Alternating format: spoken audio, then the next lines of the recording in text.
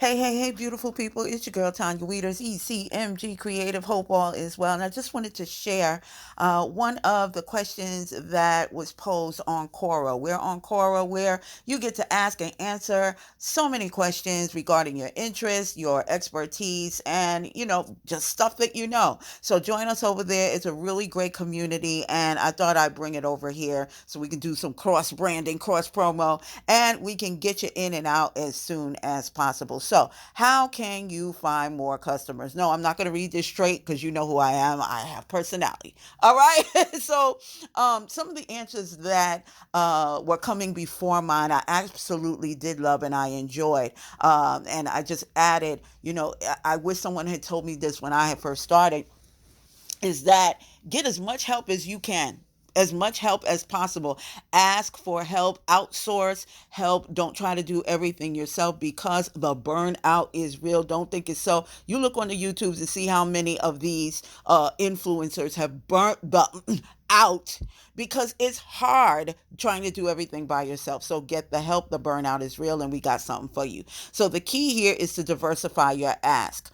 I know how well you're doing by how many times you've asked for clients or you've asked for the sale or you've promoted your offers. And you've got to do this every single day through ads, promos, and demonstrations.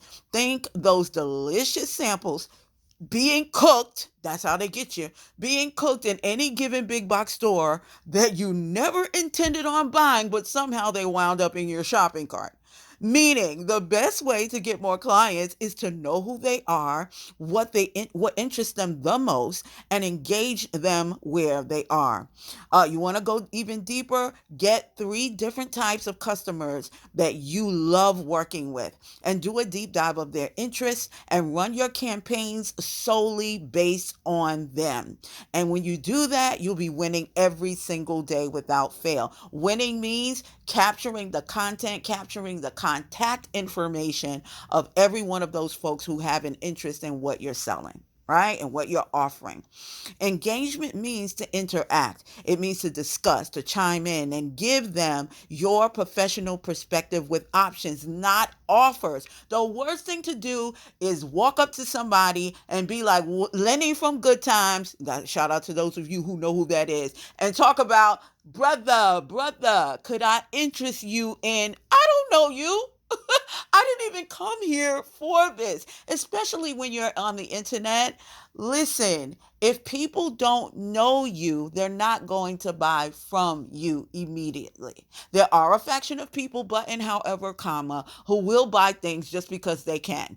I'm not saying any names, but I'm just saying. So you want to build a relationship, right? Everyone is not seeking to be sold, but everyone is looking for answers, looking for solutions. If we weren't, you wouldn't be on this video. We wouldn't be on Quora. We wouldn't exist right now as a business, right? So you can save the selling for the end of your talks, your texts, and your emails, right? But be sure that before you do anything that I've just said, that you know exactly who your client is, who you want to serve, where they are, what interests them the most, and find out what they're in dire need of. Or at least they think they're in dire need of, and bam, you got it. Right? So I mentioned earlier the box stores and the samples. That's the power of partnerships. One thing that comes up in previous responses is networking. Many a business only exists because of partnerships. MLMs is just one of the biggest, right? These can often be tracked back to networking. Partnerships have the greatest impact on a business because it's there where you can totally split the profits in half. When I was a little girl, I used to say, listen, I'm not a salesperson, but if I was, I would be interested in the real estate business or the automobile business or even jewelry, selling, high-end jewelry, diamonds, platinum, all of that. You want to know why? Because it's in those industries that the margins are ridiculous. It's like, it's so dumb. It doesn't even make sense. Now, when you're just starting out a business, you're talking about 15, 20% margins, and we'll go into that in a minute. So you want to go into partnerships because that's where you can really make your own breaks. Here's a staggering example. We may not know who Kanye is. We may not know who Yeezys are, but we do know who Nike is. And Kanye, one of the biggest artists in the world, producer, super producer, engineer, whatever it is, because he's everything.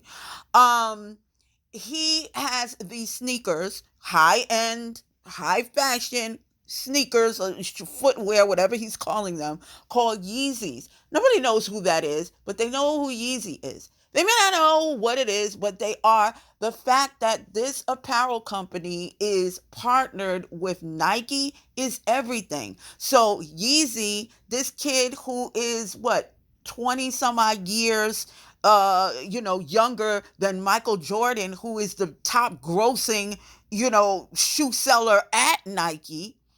Um, his shoes are selling to the tune of $1 billion and counting as we speak.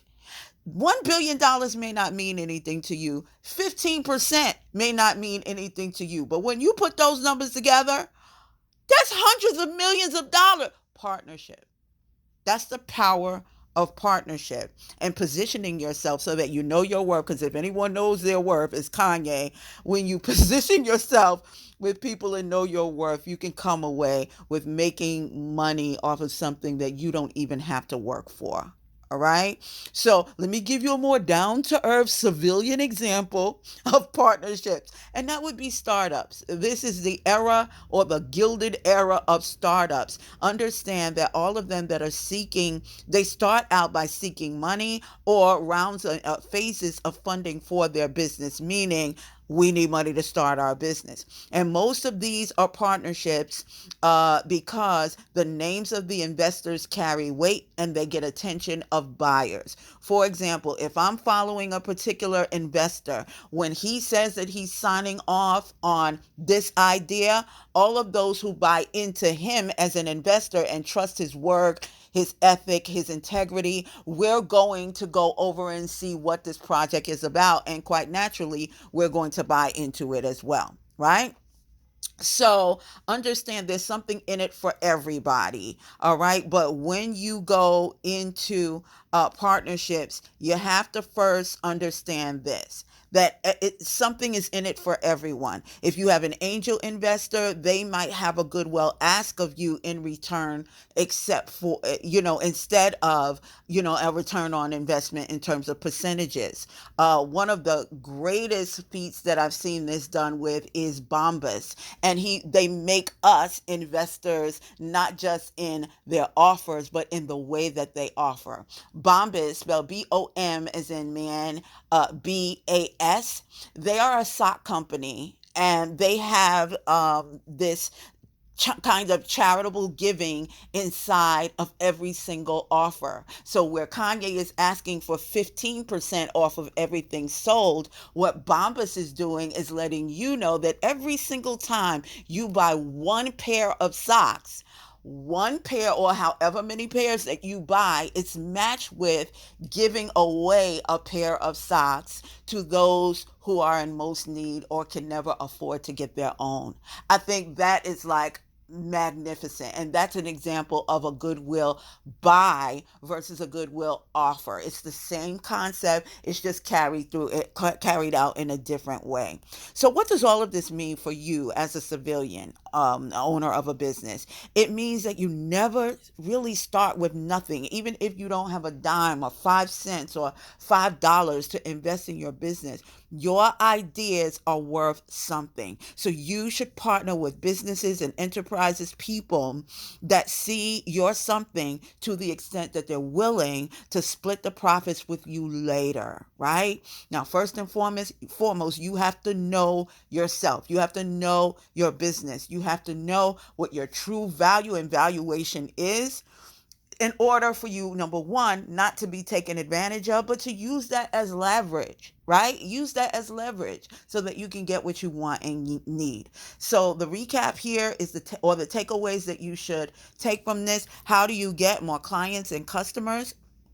First, you got to know who it is that your client is, who you want to work with, where they are, what they do, what they eat, what they drink. You need to know every single thing about them so that you can meet them at the watering holes where they are and present yourself as someone who's being conversational with them about what their interests are. and how you might help them with your options and not your offers. Do not sell, but engage. Engage by offering answers or asking questions that'll pique their interest in you and your business. And the secondary things that you should know is ask for help, get the help that you need, outsource some things that you need to absolutely get done, but you don't have the time on the clock to get it all done yourself. And then finally, know your value and make sure that you keep partnerships as a part of your marketing mix and in your pocket, because those are going to reap the greatest rewards in terms of how much you're making, how much you're getting, and how many all eyeballs are going to be on your business. So I hope this helps you in some way, shape, or form. And if you're interested in knowing a little bit more about what goes on behind the scenes of masterminds, you got to go to the website. I will talk to you later. Just look at some of the things that I've answered. And if you have any questions, you can pop them into Quora yourself, and you can have teams and teams and teams of individuals and companies and experts who will answer some of the questions that you might have. Talk to you later. Have a great one.